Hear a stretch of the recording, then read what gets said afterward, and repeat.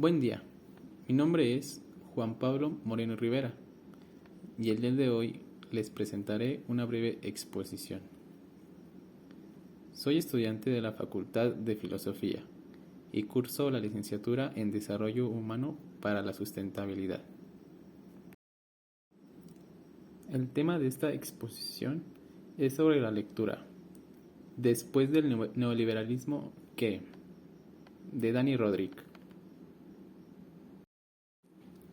Dani Rodrik nació en Turquía en 1957 y se licenció en Harvard. Posteriormente continuó sus estudios en Princeton. En la actualidad es un profesor de la Universidad de Harvard, donde enseña e investiga sobre las cuestiones de economía internacional y desarrollo desde la perspectiva de la denominada economía política internacional. Un enfoque consiste básicamente en centrarse en las interdependencias entre la política y la economía, dándole preferencia al contenido sobre la forma. Uno de los temas más importantes en los que se basa Rodrik es en el Consenso de Washington, en el que el padre de esta denominación fue John Williamson, y la trajo al mundo en 1990.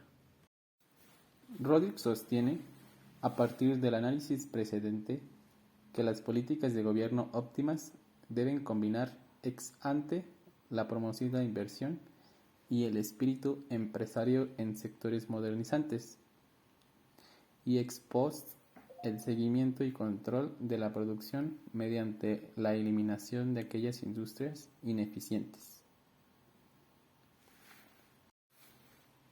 En este sentido, el caso de Latinoamérica es un ejemplo paradigmático de la falta de complementariedad entre los incentivos y la disciplina. Por un lado, el periodo sustitutivo de importaciones, la promoción industrial, fue dominante, pero la disciplina estuvo ausente. Por el otro, en los 90, Latinoamérica tuvo considerable disciplina, pero muy poca promoción. A modo de conclusión, sostiene que lo que el mundo necesita es menos consensos y más experimentación. Esto se refiere a que en Latinoamérica tuvo gran protagonismo en la apertura comercial y en mercados competitivos, pero no tuvo la misma difusión que en otros lugares. De esta forma, el papel de los organismos internacionales debería ser el de promover un conjunto acotado de reglas que respondan y adapten a las singularidades de cada país, y no un amplio conjunto de disposiciones impracticables como hasta el presente. Rodrik examina el crecimiento económico. En América Latina, solamente 3 países crecieron más rápidamente en la década de los 90 que en el periodo comprendido entre 1950 a 1980. Uno de estos 3 fue Argentina, un país cuyas esperanzas de salvación económica a través de la integración financiera con la economía mundial ahora yacen en las ruinas. Las tasas de pobreza se mantienen más altas que en 1990, aún en Polonia, sin duda el más exitoso de los países de la Europa Oriental. En el África, los resultados siguen siendo muy desalentadores y mucho peores que los obtenidos antes de fines de los años 70. Más aún, en este proceso de crecimiento ha sido acompañado por crecientes desigualdades en los ingresos de la mayoría de los países que adoptaron la agenda de consenso de Washington. Las frecuentes y dolorosas crisis financieras han devastado a México, Asia Oriental, Brasil, Rusia, Argentina y Turquía. En los casos de éxito, se han dado en países que siguieron sus propios lineamientos y no son absoluto ejemplo del neoliberalismo. Tal es el caso de China, Vietnam e India, tres países importantes que han violado prácticamente todas las reglas de la guía neoliberal, aun cuando se movían en una dirección más orientada hacia los mercados. El consenso de Washington original se desplaza de diferentes puntos, tales como la disciplina fiscal, reorientación del gasto público, reforma impositiva, liberación financiera, tipos de cambio unificados y competitivos, liberación del comercio y apertura de la IED, privatizaciones y desregularización.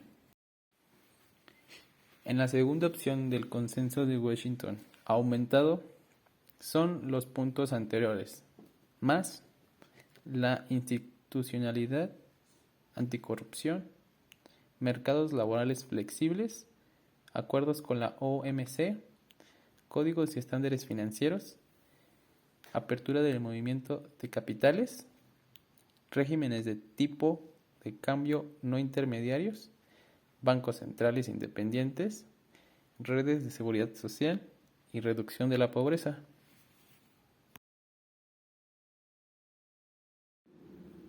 El problema con el consenso de Washington aumentado es que es una agenda demasiado amplia y universal de reforma institucional. Es muy insensible a las necesidades y contextos locales.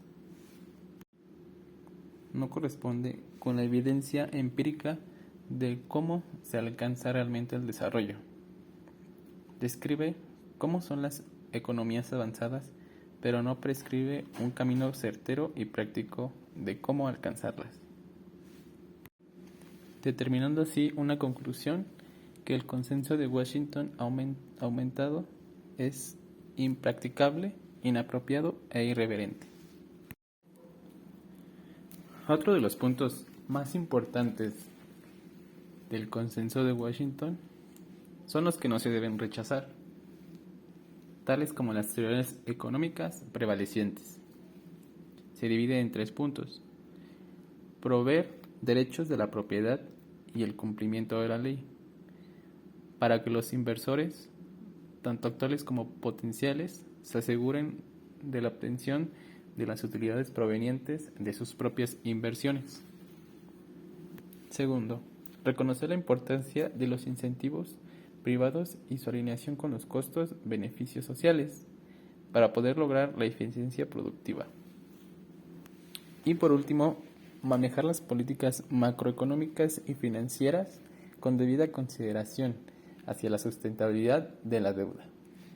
Los principios de prudencia y una política monetaria sana para que la inflación, la volatilidad macroeconómica, las crisis financieras y otras patologías puedan evitarse. Para resumir, la sustentabilidad de la deuda, la prudencia fiscal y una política monetaria sana son obviamente compatibles con diversas estructuras institucionales. El neoliberalismo es a la economía neoclásica como la astrología es a la astronomía. En ambos casos se necesita mucha fe ciega para pasar de la una a la otra. El crecimiento económico. La agenda alternativa no debería ser oponerse al crecimiento económico. En realidad, debería estar de manera inquebrantable. A favor de dicho crecimiento, el crecimiento no necesariamente genera una adecuada reducción de la pobreza y puede tener efectos adversos en la sustentabilidad del medio ambiente. La principal crítica contra el neoliberalismo no es que haya generado crecimiento a costa de una mayor pobreza, acrecentando la desigualdad y la degradación del medio ambiente, sino que en realidad haya fracasado en producir el crecimiento económico que el mundo necesita para estar mejor equipado y para enfrentar estos desafíos. Por otra parte, en la globalización no creo que debamos oponernos.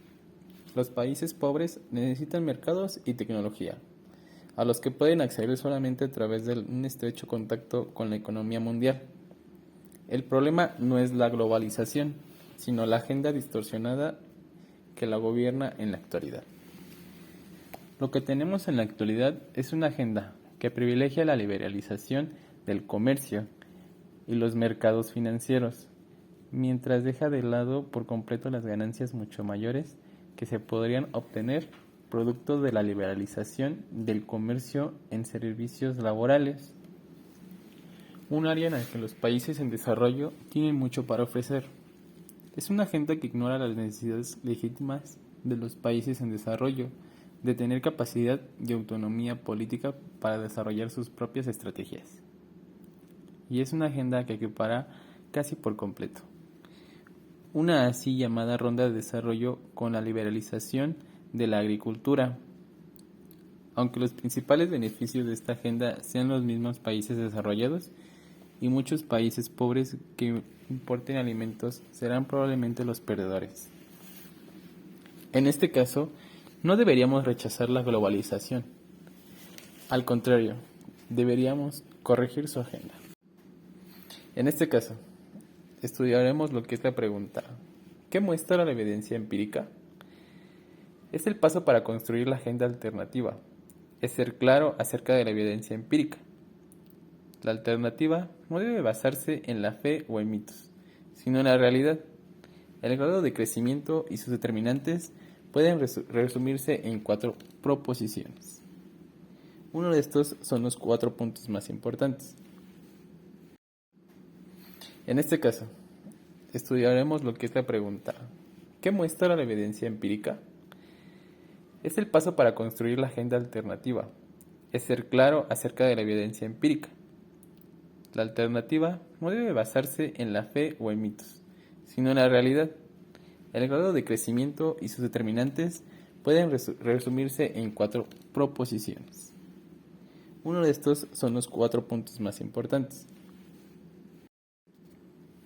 El primer punto parte de las transiciones a un crecimiento económico alto, que se originan típicamente en un pequeño número de cambios en las políticas y reformas institucionales. Estos son uno de los ejemplos clave: Corea del Sur y Taiwán desde el principio de los 60. En los 70, Brasil y México, incluyendo Turquía, y otros antes de 1980.